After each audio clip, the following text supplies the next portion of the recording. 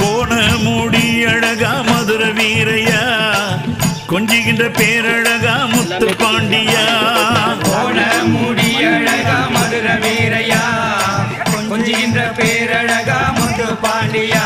ஐயா கோணமூடி அழகா மதுர வீரையா, கொஞ்சுகின்ற பேரழகா முத்து பாண்டியா. கோணமூடி அழகா மதுர வீரையா, கொஞ்சுகின்ற பேரழகா முத்து பாண்டியா.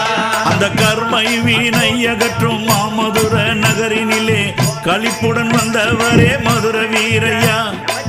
கர்ம வினை அகற்றும் மாமதுர நகரினிலே களிப்புடன் வந்தவரே மதுர வீரையா.